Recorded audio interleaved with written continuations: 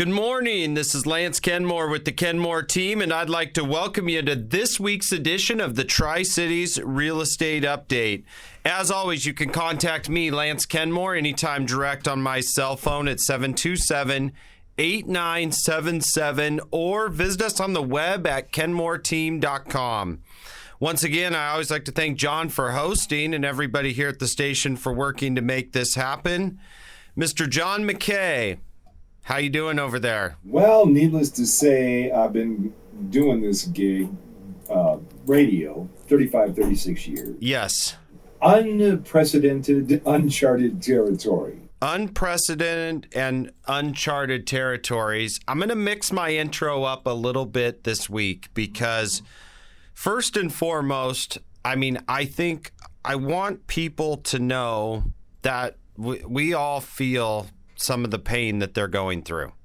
I can't think of a single person in our community that has not been affected by this. And I think that's why you were saying it's unprecedented, McKay. Yeah. I think every single person in the Tri-Cities at some level has seen some effect by this. Absolutely. And we're a small business owner in the community. Our employees are going through stresses of their own. We've had to make some major changes. So at this current time, I just want people to know that we're a resource for questions and needs that you might have.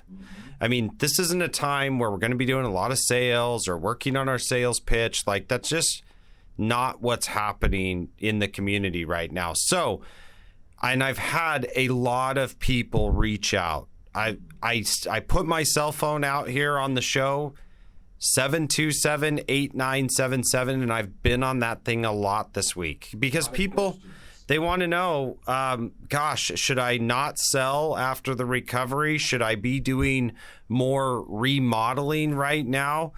Is there going to be a recovery? What will inventory look like after this? There's a lot of questions that people are having, and some are just, people have even called me to talk about career advice and what that looks like. I will tell you that most agents in our local market have not been through a down market, have never seen a down market.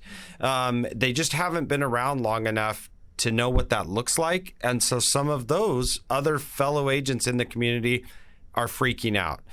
I've been through a down market here in Tri-Cities. I've seen what that looks like. We've helped people implement back during the Great Recession. We were one of the first teams to implement things like short sales, delayed payments. There's a lot of those same type of terms being thrown around. So if you have questions about any of that, please go to kenmoreteam.com, shoot us a message. I would love to talk about that. We're going through this ourselves. A lot of this is brand new territory, but we're coming up with a plan. We're taking notes. We're keeping in contact with people for what we might need to do in the next coming 30 days, 60 days. No one knows for sure exactly how long we're looking at. But we've taken some steps. So one of the things I wanted to get out right at the beginning of the show is, and for those listening that might own their own business also, is what have we had to do differently in the real estate world right now? And so we've taken some steps to help protect the safety of our employees, our consumers, our customers. And so one of the first things we've done, what does this look like? Number one is we're doing more virtual tours and walkthroughs, whether that be on the property management side or on the real estate sales side.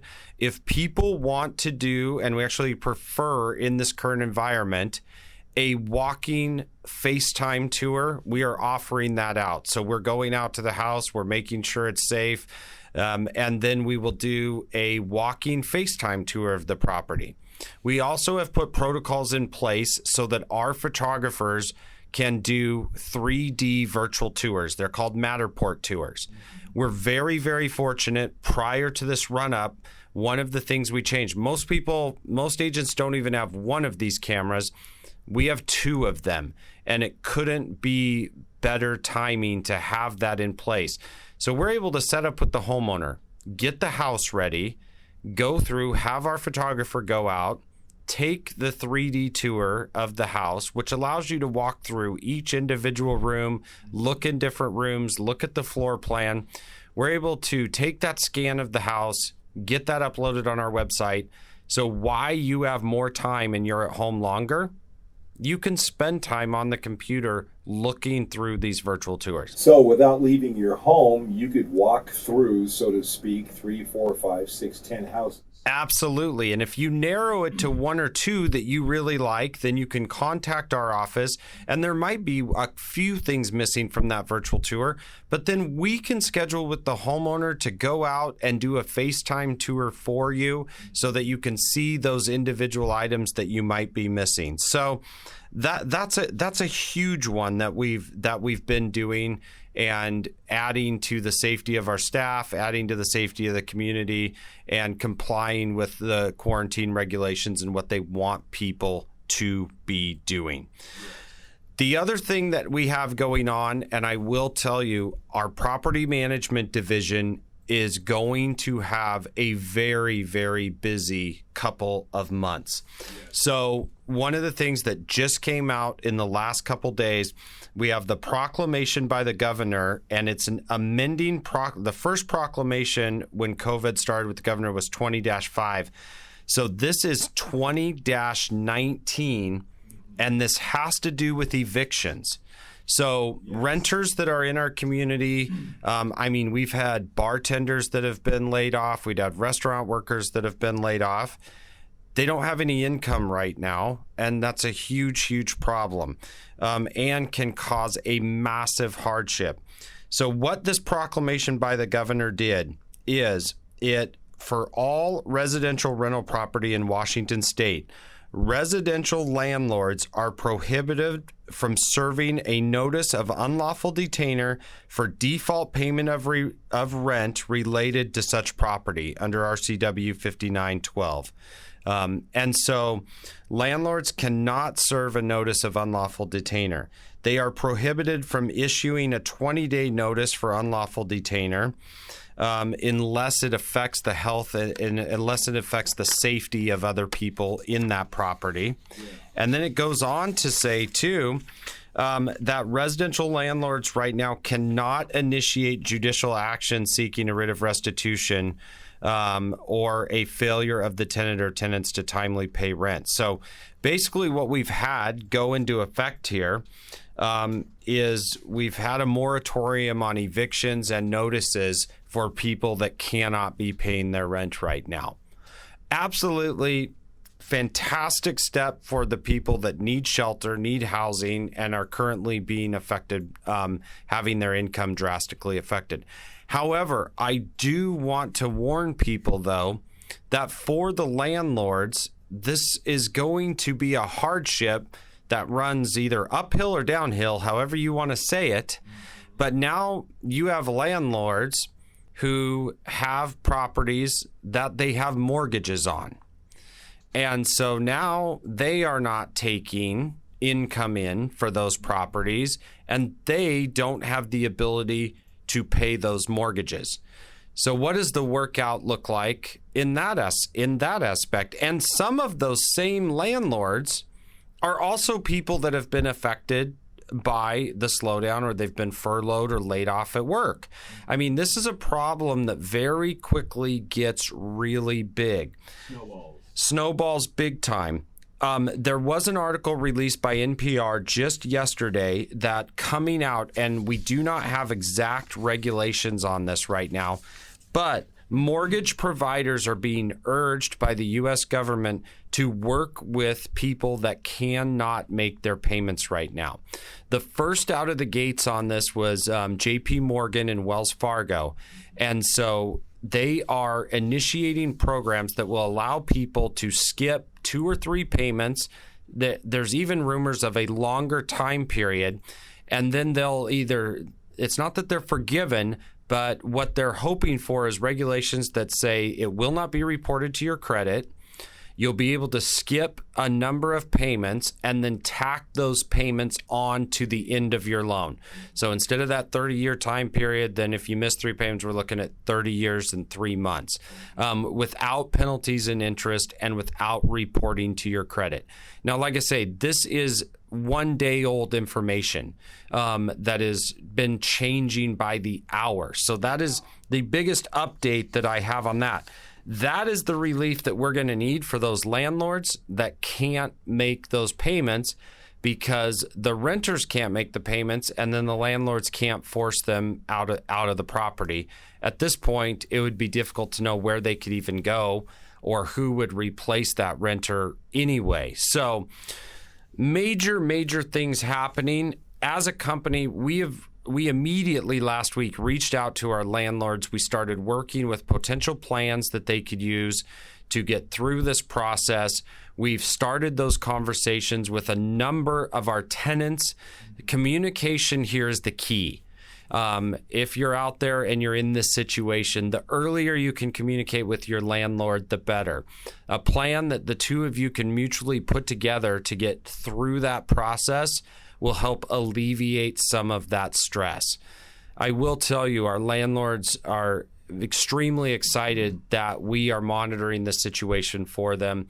We are watching the legislation hourly and helping report that back to our landlords. So it's I wouldn't say there's a lot of people that say, gosh, Lance, I'm really glad that you own a property management company right now. and I don't. So, but we are, like I say, we're prepared for this. Our staff is working extra hours. We're working virtually and remotely.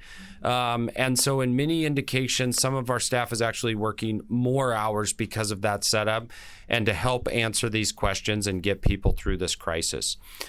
When I know that was a lot quickly. When I come back from the break, we're going to talk more about what some of the legislation that is coming across is saying and where this is leading us to help our community get through the real estate ramifications of this COVID-19 crisis. Right here on Newstalk 870.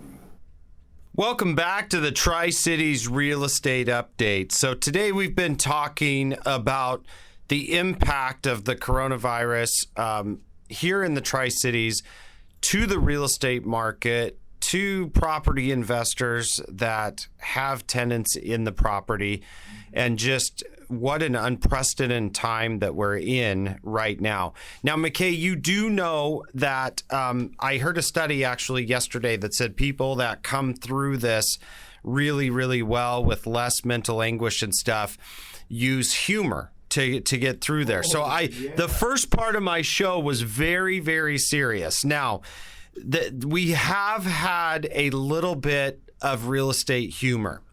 So we used to ask when you would go inside a house and do a showing, can you see, you and your family living here? Now, our sales script has changed slightly, and we ask prospects when we're showing a house, can you see yourself quarantined here? So modifications to our showing language that we're using is just one little thing that we do to kind of keep the mood a little bit lightened around the office. So I won't totally bore you with, as my kids would say, the other dad jokes that go along with that. But real estate, having a little bit of humor with the situation helps us get through some of that's going on and kind of keep us, mentally feeling okay, because there's a lot of negative things to talk about. I will tell you, though, I did pull off. I did in the first segment. We switched it up a little bit. We didn't get to do our crazy celebrity real estate story. But I did pull one off from BusinessInsider.com, and I thought it was very timely because there was a Los Angeles estate that is on the market, according to BusinessInsider.com, that was originally built in the 1950s to withstand nuclear war, and is on the market for $30 million. It had a shelter underneath the swimming pool with a secret tunnel that led to the shelter. So I'm thinking this property now could withstand the COVID-19. I think that if we change that word nuclear to that they might get some more showings on this property. It's secluded by vacant lots surrounding it. Like I said, it was built with that shelter. It's 18,000 square feet.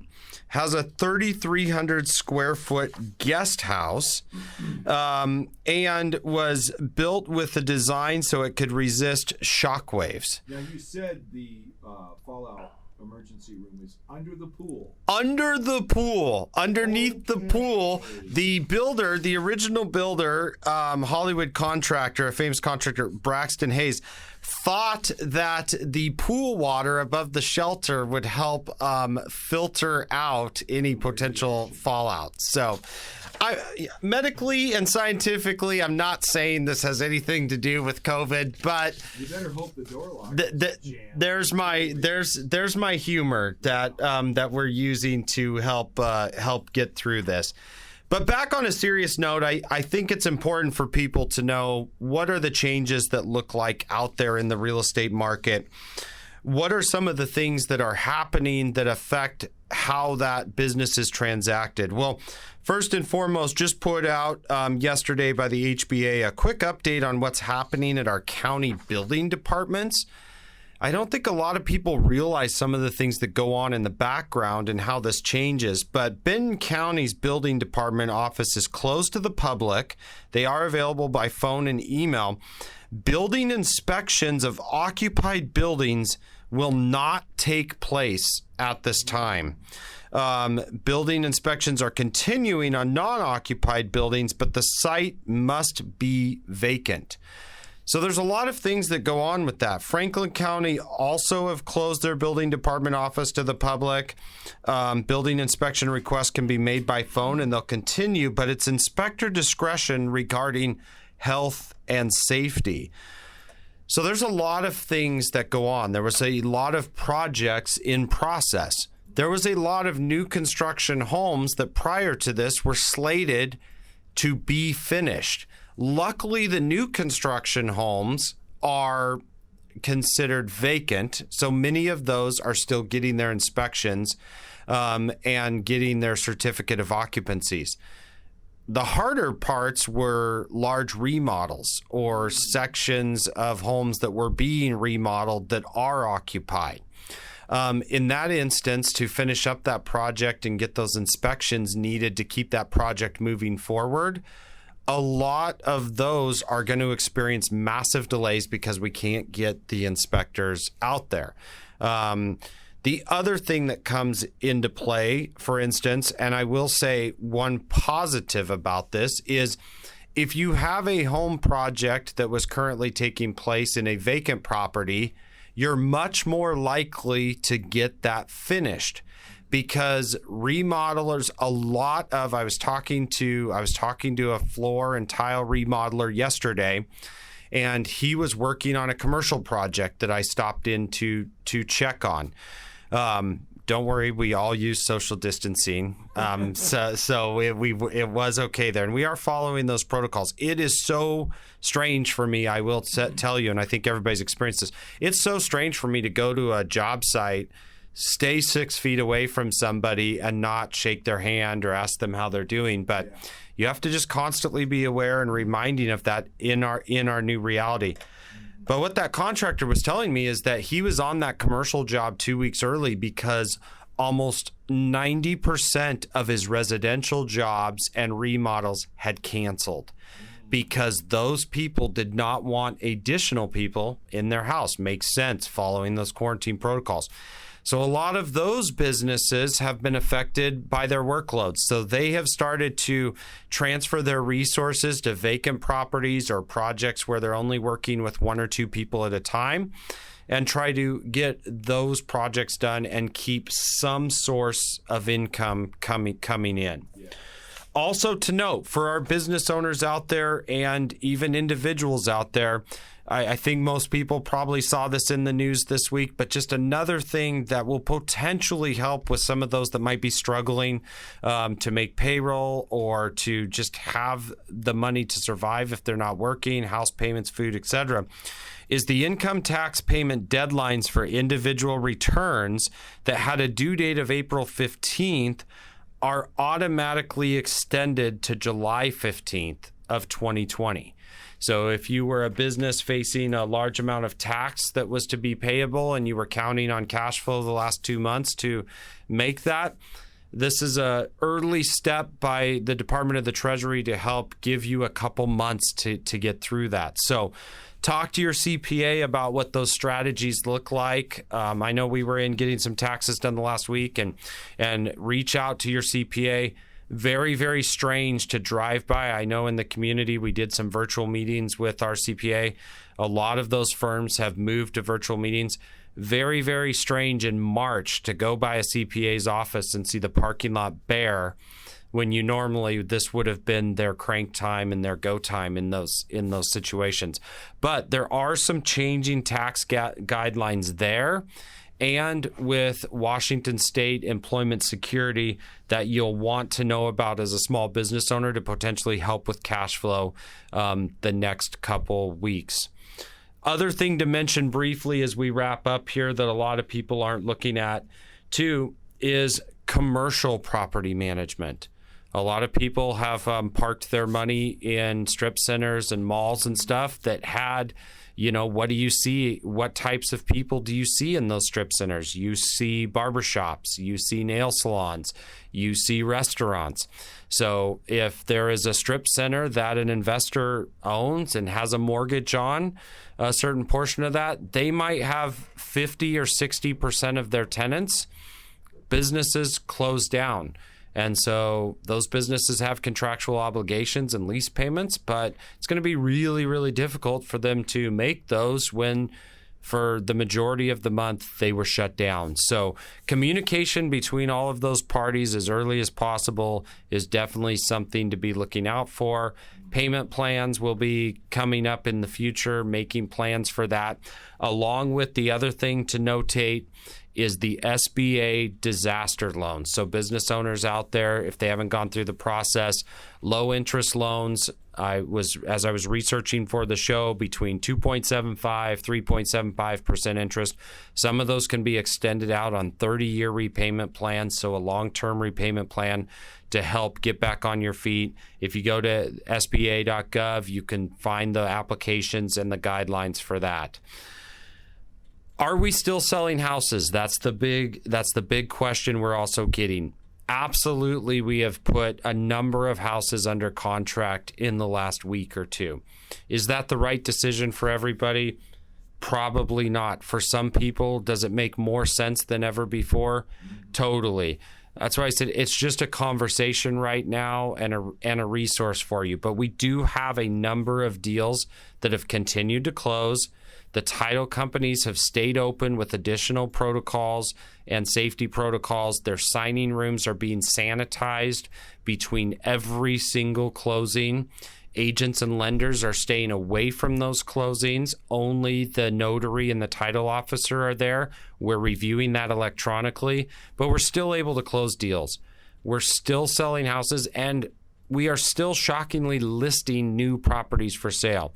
If you were in the search before, your job and income have not been affected by this, and that's rare, but there are some cases where it's actually gone up. Cleaning companies, hand sanitizing companies, production, those type of things, and you were looking for a house, there's opportunities that are still out there, and there are ways that we can safely make that happen. And exercise and physical fitness companies, with all the gyms closing, absolutely, there has been you cannot find a dumbbell or a weight bench in the Tri-Cities right now. Absolutely not. So yeah, it's on all facets of that case. But once again, absolutely just a resource. We've really switched to the information type of questions and company and what we can do to help. We have a lot of people working virtually at home, willing to answer as many questions as we have and help you guys with the plan through this. KenmoreTeam.com. Shoot us a message. Everybody, please stay healthy, stay safe, and we will be right back here as much as we possibly can. McKay, I know if I'm doing this from my house like Jimmy Kimmel, I will. But as if we can make it happen, we'll be right back here next week. Right here on News Talk 870.